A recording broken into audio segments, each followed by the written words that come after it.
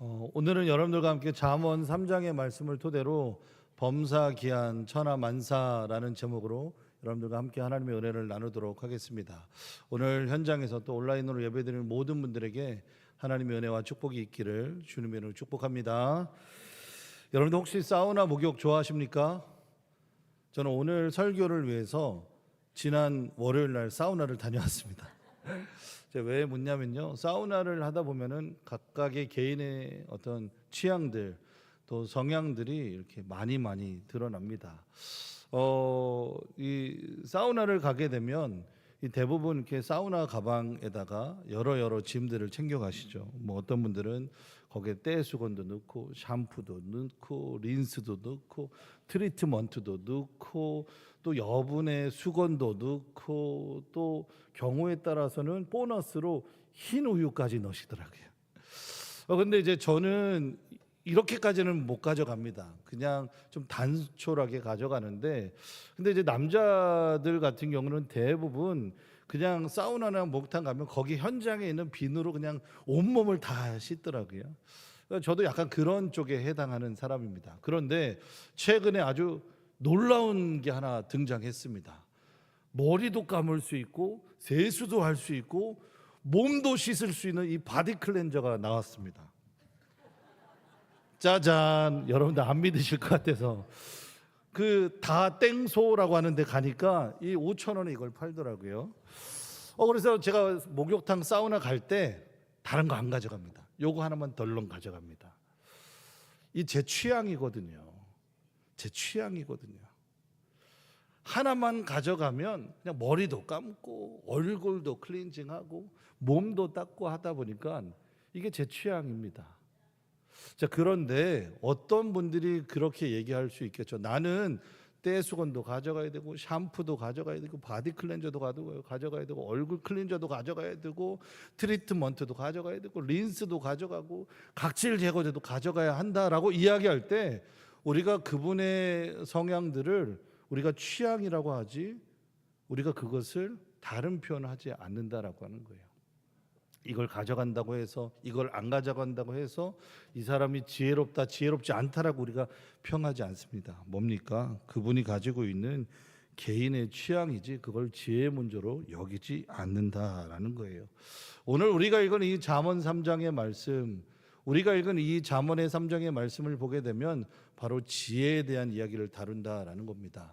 잠언의 3장의 전체 이야기는 지혜를 다룹니다. 그런데 잠언의 말씀을 또 역시 우리가 전체를 읽으면 우리가 성경을 구분지을 때 우리가 지혜서라고 그렇게 이야기하죠. 그래서 역시 잠언의 3장의 말씀도 지혜라고 우리가 표현을 하지만 잠언 전체의 말씀도 우리가 지혜의 말씀으로 그렇게 이야기한다라고 하는 것입니다.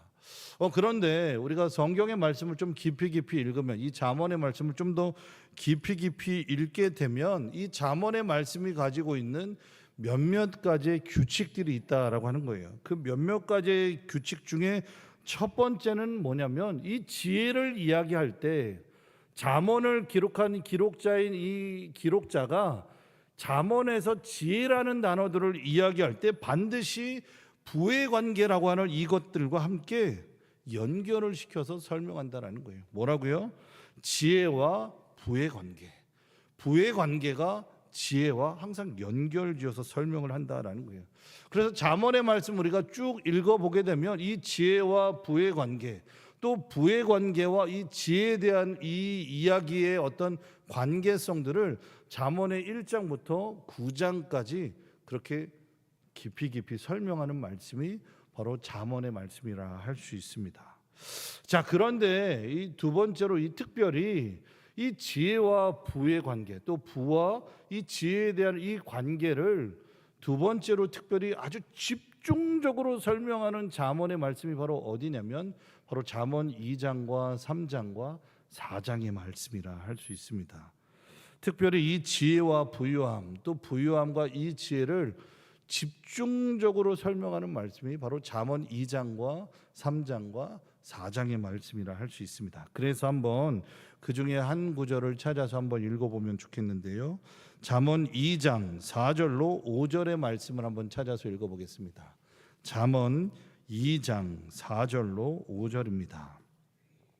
잠언 2장 4절로 5절의 말씀을 우리가 하나님의 말씀을 기억하면서 천천히 읽어보겠습니다. 시작. 은을 구하는 것 같이 그것을 구하며 감추어진 보배를 찾는 것 같이 그것을 찾으면 여호와 경외하기를 깨달으며 하나님을 알게 되리니. 아멘. 잠언 2장 4절로 5절의 말씀에 보니까 제가 설명드렸던 잠언 1장부터 9장까지 등장하는 지혜와 부의 관계, 부의 관계와 지혜에 대한 이 관계에 대해서 잠언 2장 4절 5절에서 이렇게 설명합니다. 은을 구하는 것 같이 그것을 구하며 감추어진 보배를 찾는 것 같이 그것을 찾으면 여호와 경외하기를 깨달으며 하나님을 알게 될 것이다. 은을 구하는 것 같이 지혜를 찾아야 된다라는 거예요. 감추어진 보배를 찾는 것 같이 지혜를 찾으면 하나님을 알게 될 것이다라는 거예요. 그러니까 우리는 하나님을 알아가는 방법의 수단이 지혜와 전혀 연관이 없는 줄 알았는데 그게 아니라 지혜를 구하면 부유함도 찾아오고 하나님을 아는 지혜와 지식도 생겨난다라는 거예요. 그래서 이 이야기인 지혜와 부유함의 관계가 특히 1장에서 9장까지 설명이 길게 되어 있는데 그 중에서 2장과 3장과 4장에서 유독 많이 강조해서 설명하고 있는 말씀이라 할 수 있는 것입니다. 그리고 뿐만 아니라 지혜로운 자에게 이 잠언의 기록자는 뭐라고까지 노골적으로 설명하냐면 지혜로운 자에게는 부유함도 따른다라고 설명을 하고 있어요. 지혜로운 자에게는 부유함도 따른다라고 아주 노골적인 메시지를 설명하고 있는 겁니다. 그래서 사업을 하는 성도님들, 또 믿음의 길을 걸어가는 모든 성도님들, 건강한 교회, 건강한 성도에 대한 어떤 방향성을 가지고서 하나님 앞에 구하는 이들이 있다면 첫 번째로 아주 중요한 것이 있다라는 거예요. 신앙의 덕목은요, 지혜로움이 있어야 된다는 거예요. 신앙의 어떤 덕목은 지혜로움이 있어야 한다는 겁니다. 믿으십니까? 그래서 우리가 무엇보다도 하나님 앞에 구해야 할 것들이 정말 다양하게 많겠지만 오늘을 살아가는 성도들에게 지혜로움은 필수입니다. 믿으십니까? 그래서 이스라엘 백성들, 우리가 너무나 잘 알고 있는 이 이스라엘 백성들이 이 지혜라는 단어를 통해서 이 사람들이 생각했던 어떤 두 가지의 전통적인 어떤 사고방식들이 있었다라는 겁니다. 이 이스라엘 백성들이 이 지혜라는 이 하나의 단어, 우리가 호크마라고 이야기하는데 이 지혜라는 단어를 통해서 이 사람들은 이 두 가지를 아주 중요시 생각했는데 첫 번째는 뭐냐면 그럼 지혜가 무엇입니까? 라는 질문이었다는 거예요. 지혜가 무엇인가? 그리고 두 번째는 그럼 지혜는 과연 어디로부터 오는가? 라는 거예요. 지혜는 무엇이며 그 지혜는 어디로부터 오는가라는 이 질문을 이스라엘 백성들은 평생을 하나님 앞에 묻고 또 물었다라는 거예요. 왜 그렇습니까? 이스라엘 백성들이 읽고 있는 성경의 텍스트가 너무나도 많은 지혜로운 성경의 인물들을 배출하고 있기 때문인 거예요. 그래서 그 성경의 인물들이 이 어려운 난관을 이길 수 있었던 그 지혜로움이 무엇이었는지, 그리고 이들이 이 어려운 순간 가운데서도 하나님을 붙들 수 있었던 그 근원적인 힘을 이스라엘 백성들은 딱 하나, 지혜로 보았기 때문인 거예요. 그래서 지혜는 무엇이고 지혜는 어디로부터 오는가라는 이 두 가지의 질문이 이 사람들에게 아주 중요한 근거의 말씀이었다라는 것입니다. 그래서 그 근거를 삼는 다양한 말씀들이 많겠지만 몇 개의 말씀을 한번 찾아보면 좋겠습니다. 이 이스라엘 백성들의 지혜가 무엇이며 지혜가 어디로부터 오는지에 대해서 성경 곳곳에서 이들이 찾게 되었는데, 우리 신명기 1장 13절을 한번 읽어보겠습니다. 신명기 1장 13절입니다. 우리 온라인으로 예배드릴 모든 성도님들도 한번 성경을 펴서 찾아보면 좋겠습니다. 신명기 1장 13절입니다. 신명기 1장 13절을 같이 읽어보겠습니다. 시작. 너희의 각 지파에서 지혜와 지식이 있는 인정받는 자들을 택하라. 내가 그들을 세워 너희 수령을 삼으리라 한지. 아멘. 신명기 1장 13절의 말씀에 보니까 너희의 각 지파에서 지혜와 지식이 있는 인정받는 자들을 택하라. 내가 그들을 세워 너희 수령을 삼으리라 라고 말씀하고 있어요. 뭐요? 하나님께서 택하신 사람들의 어떤 기준이 있는데 그게 뭐냐면 지혜와 지식이 있는 사람들, 지혜와 지식이 인정받는 자들을 택해라 라고 하나님 말씀하고 있는 거예요. 자, 이사야 11장 2절로 3절을 한번 또 찾아보겠습니다. 이사야 11장 2절로 3절입니다. 이사야서 11장 2절로 3절입니다. 우리 다 같이 한번 이사야 11장 2절로 3절의 말씀을 우리 한번 찾아서 읽어보겠습니다. 이사야 11장 2절로 3절입니다. 시작. 그의 위에 여호와의 영 곧 지혜와 총명의 영이요 모략과 재능의 영이요 지식과 여호와를 경외하는 영이 강림하시리니 그가 여호와를 경외함으로 즐거움을 삼을 것이며 그의 눈에 보이는 대로 심판하지 아니하며 그의 귀에 들리는 대로 판단하지 아니하며. 아멘. 이사야 11장 2절로 3절의 말씀에 보니까 이 지혜로운 자들, 이 지혜로운 자들이라고 불렸던 사람들이 지금 뭐라고 얘기합니까? 그의 위에 여호와의 영 곧 지혜와 총명의 영이요 모략과 재능의 영이요 지식과 여호와를 경외하는 영이 강림하시리니 그가 여호와를 경외함으로 즐거움을 삼을 것이며 그의 눈에 보이는 대로 심판하지 아니하며 그의 귀에 들리는 대로 판단하지 않는다라는 거예요. 눈에 보이는 대로 심판하지 아니하고 귀에 들리는 대로 판단하지 않는 그것, 그게 지혜라는 거예요. 그 지혜는 어디로부터 옵니까? 하나님으로부터 오는 거예요. 하나님 믿으십니까? 우리 신약 성경에서 한번 또 찾아보겠습니다. 우리 신약 성경 사도행전 6장 3절. 역시 신약 성경에서도 역시 근거의 말씀으로 이스라엘 백성들이 고백을 하는데 신약 성경 사도행전 6장 3절입니다. 우리 사도행전 6장 3절의 말씀을 같이 한번 읽어보겠습니다. 시작. 형제들아 너희 가운데서 성령과 지혜가 충만하여 칭찬받는 사람 7을 택하라. 우리가 이 일을 그들에게 맡기고. 아멘. 성경에 보니까 형제들아 너희 가운데서 성령과 지혜가 충만한 사람, 성령과 지혜가 충만한 사람, 성령과 지혜가 충만한 사람은 어떤 사람입니까? 칭찬받는 사람이래요. 그 사람을 택해야 된다라는 거예요. 그리고 그 사람들에게 이 일을 맡겨야 된다라고 성경은 얘기하고 있다라는 거예요. 지혜가 이스라엘 백성들에겐 목숨과도 같은 거라는 거예요. 왜요? 어디서부터 왔습니까?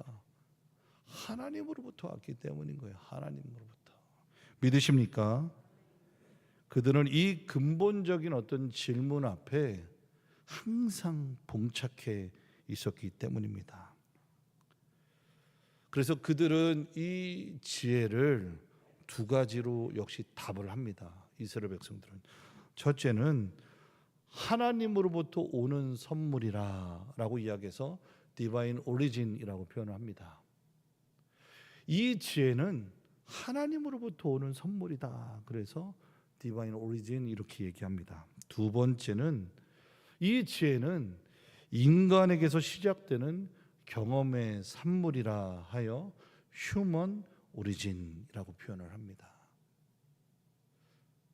하나님으로부터 온 선물인데 그럼 인간에게서 시작되는 이 경험의 산물은 무엇인가? 우리가 경험하는 다양한 인생의 성공과 실패와 고난과 고통 가운데서도 그것을 잘 하나님의 은혜로 붙드는 사람은요, 그것이 경험의 산물이 되어 어려움과 고난을 마주할지라도 성경에 있는 인물들처럼 이겨낸다라고 이스라엘 백성들은 고백하고 있다라는 거예요. 이런 잠언의 말씀, 그리고 잠언 4장에 대한 어떤 말씀, 3장에 대한 말씀, 2장에 대한 말씀의 이해함 속에서 우리가 마주해야 할 질문이 있습니다. 그럼 하나님, 어떤 사람이 지혜로운 사람입니까? 라는 질문이에요. 어떤 사람이 지혜로운 사람입니까? 라고 이야기할 때 오늘 본문의 말씀은 너무나도 쉽게 우리에게 말씀해주고 있습니다. 우리가 읽은 이 잠언 3장 1절로 11절까지의 말씀을 보게 되면 아주 중요한 구조들이 하나가 등장하는데, 잠언 3장 1절부터 10절까지는요 이 홀수의 말씀과 짝수의 말씀이 아주 극명하게 나타나요. 그래서 홀수에 해당하는 1절, 3절, 5절, 7절, 9절은 이 잠언의 말씀을 기록한 기록자의 주제에 해당하고, 2절, 4절, 6절, 8절의 말씀은 이 주제에 대한 답변에 해당하는 말씀이라는 거예요. 그러니까 예를 들면 이런 거죠. 아버지와 아들이, 엄마와 딸이 이렇게 이야기하는 겁니다. 딸아, 하나님은 말이야 이런 분이셔. 그러면 답변을 해주고, 하나님은 이런 분이셔. 그러면 또 답변해주고 하는 이런 형식의 구조로 잠언 3장의 말씀이 쓰여졌다라는 거예요. 그래서 1절, 3절, 5절, 7절, 9절은 이 솔로몬이 기록한 기록자의 주제에 해당한다면, 2절, 4절, 6절, 8절은 그 주제에 대한 답변에 해당하는 말씀입니다. 그래서 우리가 그 마음으로 제가 홀수에 해당하는 말씀을 읽으면 여러분들은 2절에 해당하는 짝수의 말씀을 그대로 한번 읽어보면 좋겠습니다. 제가 읽어보겠습니다. 잠언 3장 1절입니다. 내 아들아, 나의 법을 잃어버리지 말고 내 마음으로 나의 명령을 지키라.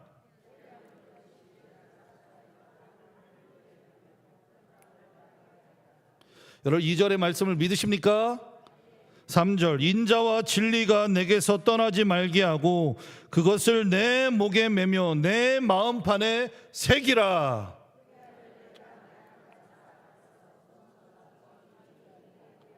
4절의 말씀을 믿으십니까?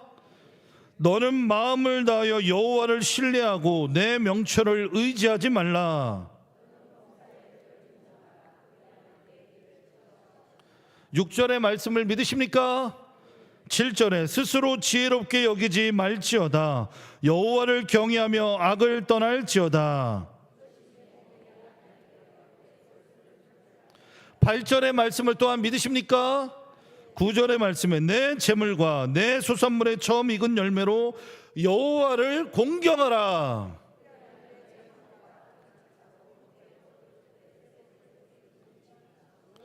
우리가 방금 읽었던 이 10절의 말씀처럼 여러분들의 삶의 지혜로운 풍성함이 나타날 줄로 믿으십니까? 예. 잠언의 말씀에 1절부터 우리가 10절까지의 말씀을 보니까 홀수에 해당하는 말씀이 주제라면, 그 짝수에 해당하는 말씀은 그 주제에 대한 명확한 하나님의 응답이요 답변이다라는 거예요. 여러분들이 이 짝수에 해당하는 모든 말씀들을 누릴 수 있기를 축복합니다. 여러분들이 하나님으로부터 충만하게 받은 그 지혜로 말미암아 이 짝수에 해당하는 말씀의 능력들을 경험할 수 있기를 축복합니다. 잠언의 말씀, 특히 우리가 읽었던 이 3장의 말씀의 기록자는 많은 성경을 연구하는 학자들의 말에 의하면 솔로몬이 썼다라고 그렇게 이야기들을 많이 합니다. 그런데 특히 이 잠언 3장의 말씀을 썼을 당시에 명확한 대상들이 있었어요. 특히 이 솔로몬은 청년들에 대한 관심들이 많았습니다. 지금은 청년에 대한 그 연령의 이 분포가 굉장히 넓어지긴 했지만, 어쨌든 이 솔로몬은 이 자신의 인생이 노년이라고 가정했을 때 젊은 사람들에게 이 지혜로움을 이야기하고 싶었던 거예요. 자, 그래서 솔로몬은 이 젊은 사람들에게 이야기하고자 했던 이 메시지를 잠언 3장 18절 말씀까지 주구장창 이야기합니다.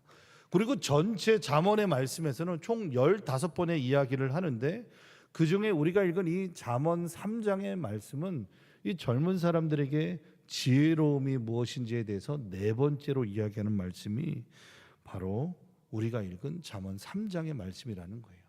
그러니까 잠언에 등장하는 이 말씀 가운데 특히 오늘을 살아가는 이들, 젊은 이들, 또 뿐만 아니라 노년의 어린 유아에 이르기까지 우리의 신앙의 가장 중요한 믿음의 덕목이 무엇인가 라고 이야기할 때 솔로몬은 명확하게 이야기합니다. 지혜라, 지혜라, 지혜라 라고 이야기하는 거예요. 솔로몬이 경험한 지혜의 하나님은 어땠습니까? 그 지혜의 하나님을 통해서 우리 인생의 부유함도 경험하고 나의 낮음과 높고 낮음이 어떤 위치에서 시작되어야 되는지를 명확하게 고백했다라는 거예요. 사랑하는 우리 경주교회 성도 여러분, 우리가 매 예배 때마다 성령의 충만을 구하고 은혜를 구합니다. 근데 오늘날을 살아가는 우리들에게 더욱더 필요한 믿음의 덕목이 있다면 지혜로움 같아요. 지혜로워야 합니다.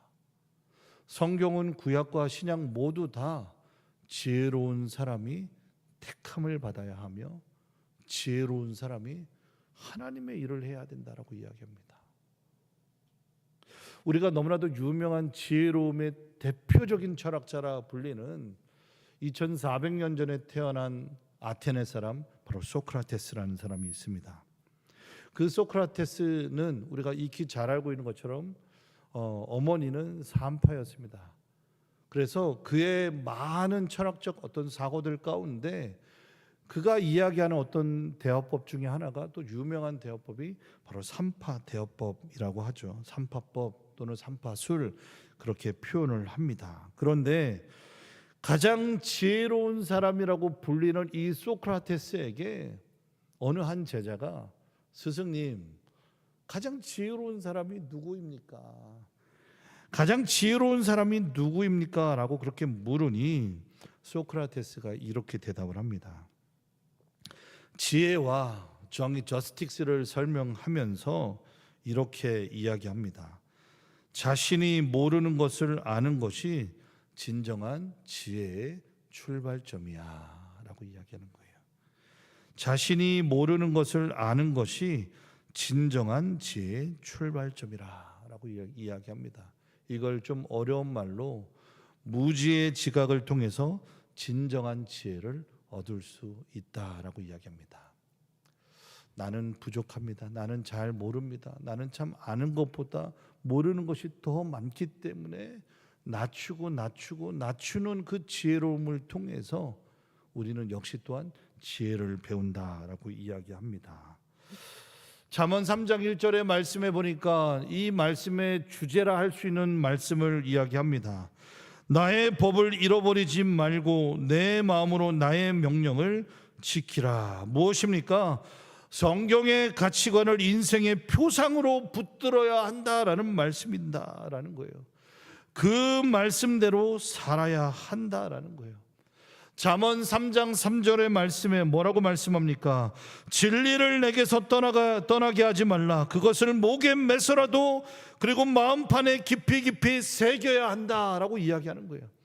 목에 매서라도 마음판에 깊이 새겨서라도 이 진리의 지혜를 붙들어야 된다라는 거예요. 잠언 3장 5절의 말씀에 뭐라고 이야기합니까? 너는 마음을 다하여 여호와를 신뢰하고 내 자신을 의지하지 말라라고 이야기하면서 주님이 성경의 말씀을 통해서 주시는 지혜로움은 무엇입니까? 우리의 신뢰의 대상은 오직 주님밖에 없어. 주님밖에 없어. 우리의 동족, 우리의 친구, 나의 가장 각별한 친구조차도 언제든 그 사람이 나의 원수가 될 수 있어. 그런데 그런 사람도 너 자신의 경험도 의지하지 말고 오직 하나님만 의지의 대상을 삼는 것이 곧 지혜라라고 이야기하는 거예요. 잠언 3장 7절도 잠언 3장 9절의 말씀도 이야기합니다. 내 재물과 내 소산물의 처음 익은 열매로 여호와께 공경하라. 너의 재물, 너의 물질, 결국에 그것은 다 하나님께 영광 돌리기 위해서 주신, 잠시 빌려주신 것이지 너의 것이 아니야 라고 이야기하는 거예요. 그래서 물질을 쓸 때도 하나님 앞에 지혜롭게 쓸 줄 알아야 한다라는 것입니다. 사랑하는 여러분, 너무나도 지혜가 메마른 시대입니다. 지혜가 너무나도 또한 필요한 시대입니다. 오늘 우리가 솔로몬을 통해서 이야기하고 있는 이 아주 강력한 외침 속에서 지혜는 무엇이며 지혜는 어디로부터 오는지 우리 자신에게 질문해 볼 수 있길 축복합니다. 기도하겠습니다. 이 시간